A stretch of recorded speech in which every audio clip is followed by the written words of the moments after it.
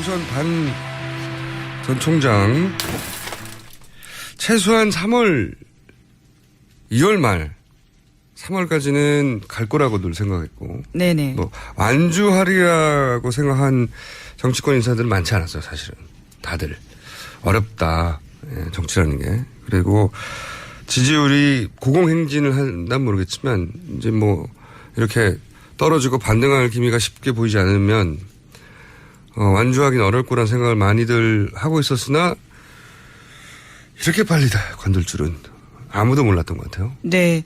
기자들도 전혀 생각을 못해서요. 어제 기자회견 공지 10분 전에 나왔고요. 설마 그게 그런 기자회견일 거라고는 다들 예상하지 못했습니다. 왜냐하면 어제 아침만 하더라도 그 여러 정당들을 방문하고 정의당까지 방문했잖아요, 실제. 네, 그렇죠. 30분 전에 정의당 방문했었습니다. 실제 그 사무실 확장하느라고 실제 그 사무실 확장하는 공사하고 있었대요. 예, 어제 여의도 사무실 계약도 했었고요. 네. 곧 들어온다고 하더라고요. 그래서 뭐 인터넷 랜선 깔고 있었다. 네네. 그런 얘기도 있었고. 대부분, 그러니까 측근들도 몰랐던 거죠. 예, 네. 아무도 몰랐던 것 같습니다. 물론 아는 사람이 있었을 거예요. 예, 근데 부인, 예. 그리고 반기호 씨가 예. 같은 날 관뒀단 말이죠. 사퇴, 회사를. 본인이 고문으로 있던 회사를 사퇴를 했어요. 그러니까 이거는, 나 지금 대선 불출마하니까 너도 관둬해서 하루 만에 이루어질 수 없는 일이거든요. 가족은 미리 알았다는 거죠. 당연히. 그게 언젠지는 모르겠습니다만. 적어도 가족 내부에서는 결론 낸 상황이었던 거죠. 자, 관련해서 여러 가지 말들을 많이 했죠. 네, 그렇습니다. 일성으로는요, 정치 교체를 이루고 국가 통합을 이루려던 순수한 뜻을 접겠다. 이렇게 이야기했었습니다.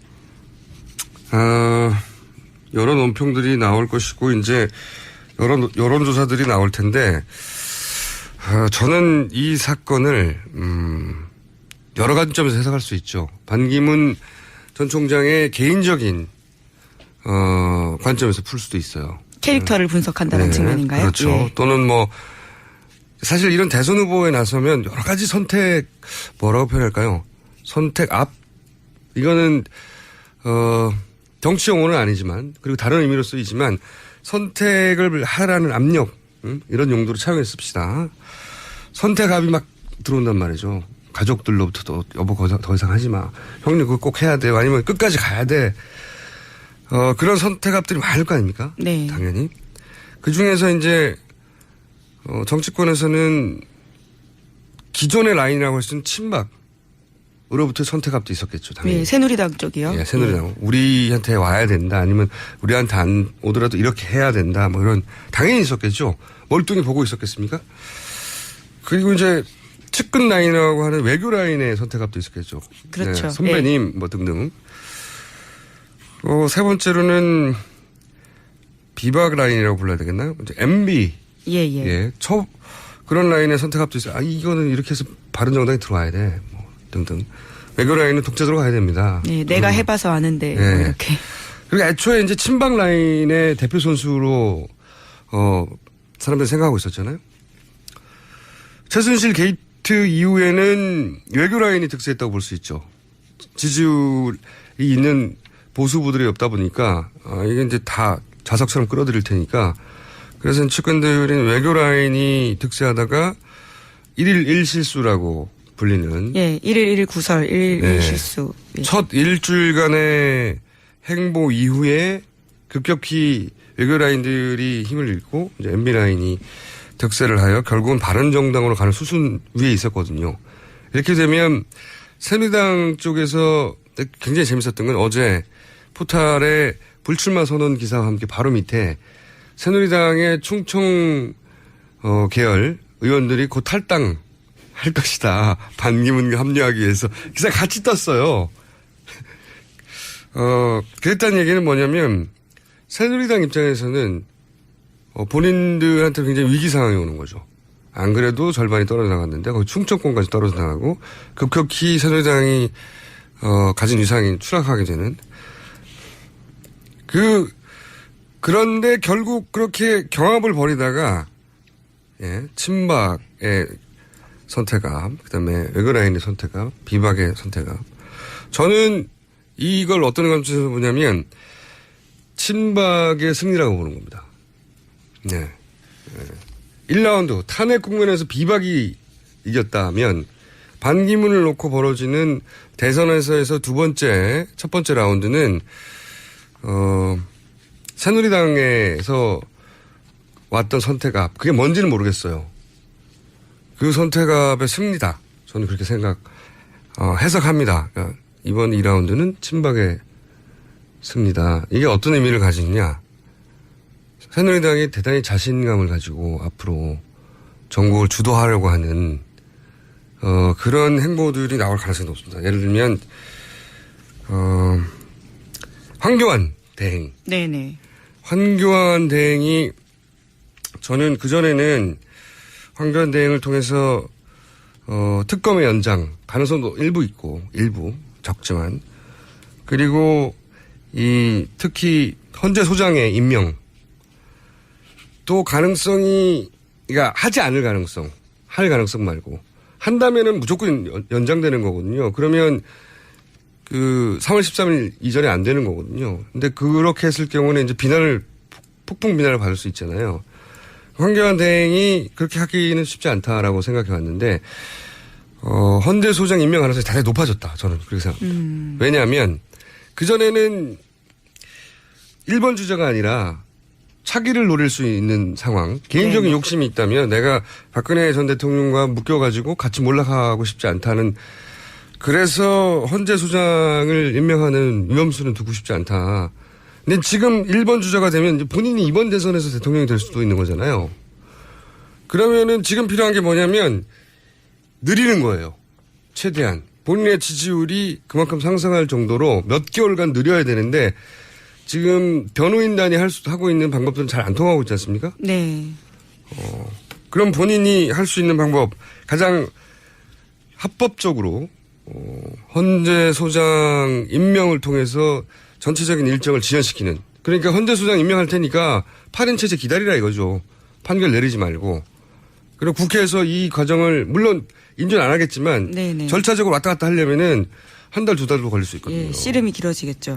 그래서 저는 특검 연장은 황교안 총리의 특검 연장은 날아갔고 그건 기대할 수 없다 이제는. 그리고 헌재 소장 임명권을 행사할 가능성이 상당히 높아지고 있다. 아수라장이 될 수 있어요. 아수라장이. 그러자면 지금은 당장 불리하니까 저는 이제 앞으로 기사를 좀 해보십시오. 헌재 소장을 임명해야 된다는 기사들이 막 나올 수 있어요. 논란 중. 논란 아니거든요. 왜냐하면 새누리당 입장에서는 이제는 1라운드 승리했다고 보는 거예요. 몇 라운드가 있을 텐데 대선 과정에서. 1라운드에서 반기문 전 총장을 본인들이 가한 선택 앞일 때문에 다른 이유도 있겠지만 이제 황교안밖에 안 남았으니까 황교안이 1번 주자 아닙니까? 지지율이 상당히 상승할 텐데. 네, 그렇죠. 그러면 자신감을 가지고 원래 대선 주자 1번을 가지고 있는 사람 정당에서 판을 주사거든요. 네. 그래서 그런 욕심들이 막 생기고 자신 있게 나올 것이다. 자. 여기까지 할까요? 너무 많이 했습니다. 제가 말도 지금 더듬더듬하는 컨디션이 안 좋은 상황에서 하여튼 황교안 대행의 다음 행보 대단히 중요하다. 황교안 대행이 이제 바로 2위가 되겠죠. 네, 실제로 어제 JTBC가 긴급 여론조사를 했는데요. 거기서 황교안 총리가 2위로 올라왔습니다. 네. 그리고 개인적으로 보기 가장 이로 인해서 타격을 받을 대선 후보는 저는 안철수 전 대표라고 봅니다. 왜 그렇게 생각하냐면 물론 안철수 전 대표도 지지율 조금씩 올라갈 거예요. 네네. 반기문 전 총장이 가지고 있던 지지율이 쫙 분산되겠죠. 그러면서 이제 보수 진영에서도 안철수 전 대표를 지지하는 분들이 있으니까 표를 나눠 가질 텐데 왜 제가 안철수 전 대표가 이 구도에서는 굉장히 불리해진다고 보냐면 안철수 전 대표가 가지고 있는 힘은 뭐냐면 보수 진영과의 후보와도 연대할 수 있을 가능성이에요. 네. 그리고 실제 연대했을 때 가지는 예를 들어 반기문 대통령, 안철수 책임총리 혹은 안철수 대통령, 반기문 책임총리 어쨌든 그런 1+1 전략을 대선 옵션을 가지고 있을 수 있었거든요. 막판에 변수로.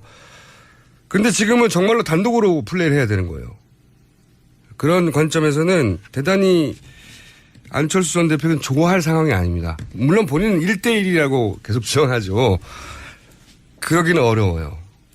쉽지 않아요. 그러면 안철수 대표가 무서운 지점은 보수 진영과 연대였는데 그러면 남아야 있는 보수 후보가 지금으로서는 황교안 대행 그리고 유승민 전 대표 두 분 정도가 유력한 연대 대상인데 두 분 다 그 새누리당 혹은 새누리당 출신이기 때문에 선을 이미 그었단 말이죠. 호남의 정서 때문에.